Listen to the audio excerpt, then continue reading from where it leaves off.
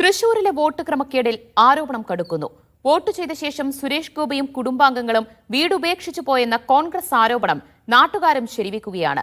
നെട്ടിശ്ശേരിയിലെ വീട്ടിൽ സുരേഷ് ഗോപിയോ ബന്ധുക്കളോ ഇപ്പോൾ താമസമില്ലെന്ന് അയൽവാസി ദാസൻ മീഡിയ വണിനോട് പറഞ്ഞു. പുറത്തുവന്ന വിവരങ്ങൾ ഗൌരവമായി പരിശോധിക്കണമെന്ന് മന്ത്രി കെ രാജൻ ആവശ്യപ്പെട്ടു. ബിജെപി വോട്ട് ചേർത്തത് നിയമപ്രകാരമാണെന്ന് എം.ടി. രമേശ് പ്രതികരിച്ചു. ഇവിടെ സുരേഷ് ഗോപി ഇപ്പോൾ താമസമുണ്ടോ?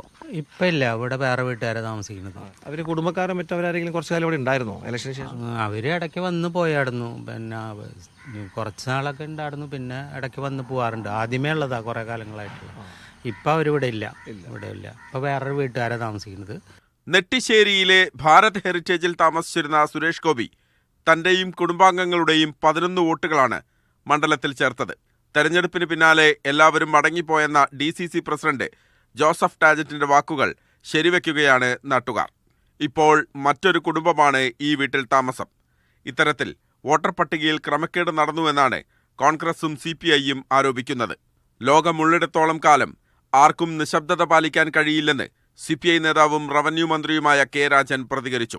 ഉയർന്നുവന്ന ആരോപണങ്ങളിൽ തെരഞ്ഞെടുപ്പ് കമ്മീഷൻ മറുപടി നൽകേണ്ടി വരും. തെരഞ്ഞെടുപ്പ് കമ്മീഷന്റെ വിശ്വസ്തയെ തന്നെ ബാധിക്കുന്ന വിധത്തിൽ ആ ആരോപണങ്ങൾ ഉയർന്നു. പല ഘട്ടങ്ങളിലായി തെരഞ്ഞെടുപ്പ് കമ്മീഷനെതിരായി ഇത്തരം ആരോപണങ്ങൾ ഉയർന്നിട്ടുണ്ട്. ലോകമുള്ളിടത്തോളം കാലം ആർക്കും നിശബ്ദത പാലിക്കാൻ പറ്റില്ല. വിഷയങ്ങളോട് പ്രതികരിക്കേണ്ടി വരും.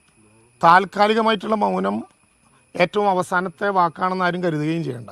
BJP വോട്ട് ചേർത്തിട്ടുണ്ടെങ്കിൽ അത് പ്രവർത്തകരുടെ അധ്വാനത്തിന്റെ ഫലമാണെന്നും എല്ലാം ചട്ടപ്രകാരമാണെന്നും party general secretary M.T. Ramesh പ്രതികരിച്ചു. അത് മുയല് കിടന്നുറങ്ങിയിട്ട് ആമ വിജയിച്ചാൽ ആമയെ കുറ്റം പറഞ്ഞിട്ട് എന്താ കാര്യം? ഉറങ്ങിയ മുയലല്ലേ കുറ്റക്കാരൻ? നിങ്ങൾ ഉറങ്ങിപ്പോയതിന് ഞങ്ങളാണ് ഉത്തരവാദി. ഞങ്ങൾ 4 മാസം കഷ്ടപ്പെടുത്ത് പണിയെടുത്ത് ഞങ്ങൾ വോട്ടർ പട്ടികയിൽ പേര് ചേർത്തു.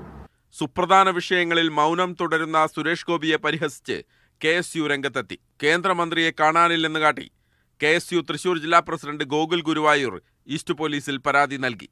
മീഡിയ 1 തൃശൂർ.